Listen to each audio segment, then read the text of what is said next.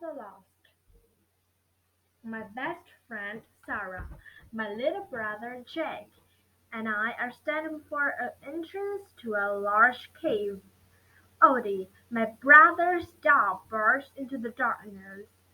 Odie thinks someone is in there, Jake says.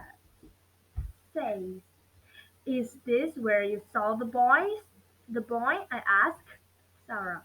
She stares up through the hole between the trees at the edge of the gorge. I think it was standing right here, waving. She replies. We're not going in there, are we, Quinn? You are the one who saw the mysterious, the boy waving at you. You are the one who had us leave the picnic and climb all the way down to the bottom of Venus Gorge to help him. Now, you don't want to go in? That is the Cave of the Lost, she cries. What kind of ridiculous name is that? I ask. I bet your aunt told you about it. She did. Centuries ago, after Porter's Noah boat, some people explored the cave, and they never came out. The others went to search for them and disappeared, too. Only one man ever made it out, but he couldn't explain how. He claimed he found others. Sarah continues, but they kept leading him into the wrong directions. Finally, after many days, fell asleep in the cave and woke up in the hollow, alone. Your aunt tells a lot of stories, I say. We still can't wander around there, Sarah says. The place is probably filled with massive spiders. Hey, kid! I yell into the cave. Do you need help? My voice echoes. For a moment, followed by silence. Then something unexpected reaches my ears. It sounds almost like laughter. Let's go in, Jake exclaimed. A new sound emerges from the cave. Someone is crying in there, I say, seeing an opportunity. Jake changes into the darkness, but I seize his arm. Opportunity. Hold on, little man. We need light, I say. Do you have your keychain, Sarah? She tosses me a house keys with a little keychain I gave her for her last birthday.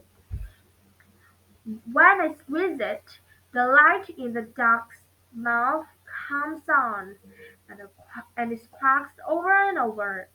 Jack, hang on to Odie. I don't want him running off, I say, Roger. He replies and picks up the dog. I take a few steps inside, shining the light as quacks echo around us. I and Sarah reluctantly follow. A short distance inside, we reach the first fork. Don't freak out, I say as I turn off the light.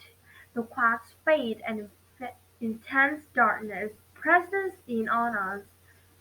Sarah whimpers, but after a moment I hear her weeping again. It comes from the left passage. So I squeeze the leads quacker and start moving again. We encounter a few more falls, and I can see how someone could easily become lost down here. I memorize as each turn as we creep closer to the sound. Finally, the passage expands into a chamber on the far wall.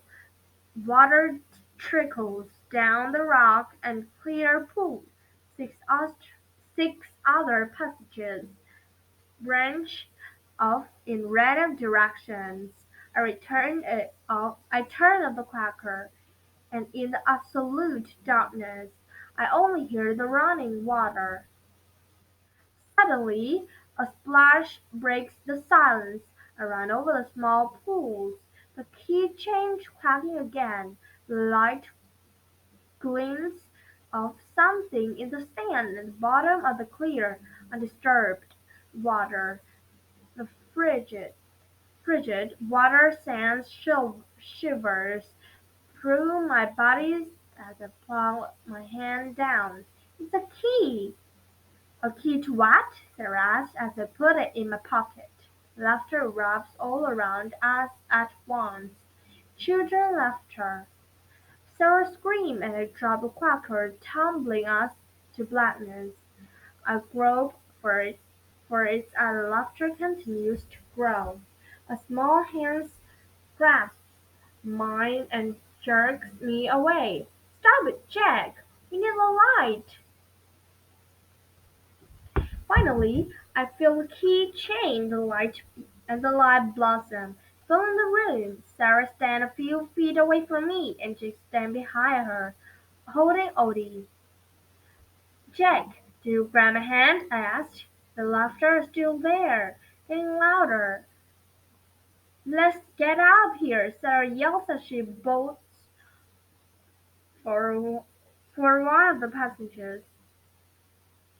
This one, I yell, realizing I'm pointing to the one I've been pulled toward. Follow the, I follow the turns I memorized as the laughter shadows us, echoing through the passage. After the last turn, I expect to see the intense light of day is only another fork, and I have no idea which way to go. I retrace the turns in my head, certain that I've followed them exactly. Has the cave changed? We're lost, aren't we? Sarah asked. I'm really scared. Everything is going to be okay. I turned the light, hoping to hear the gurgling river.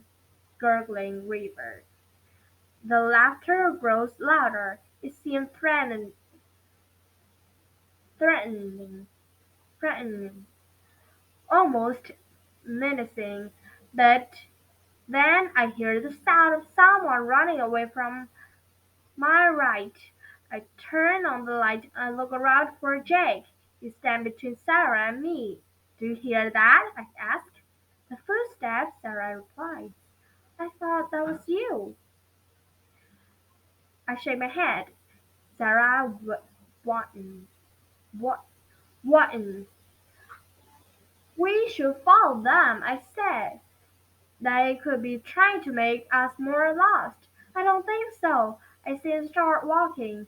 We come across more forks, and each time I stop to listen. The footsteps come again and again, leading us away from the laughter. Suddenly, we come to the mouth of the cave. The light is painfully bright. We run into it, laughing. Sarah tugs my shirt. "Quick look!" she says, pointing up through the small hole. There, looking over the edge of the gorge, is a distant figure, a small boy. He is waving down to us. He looks very familiar, but I can't explain why, I say.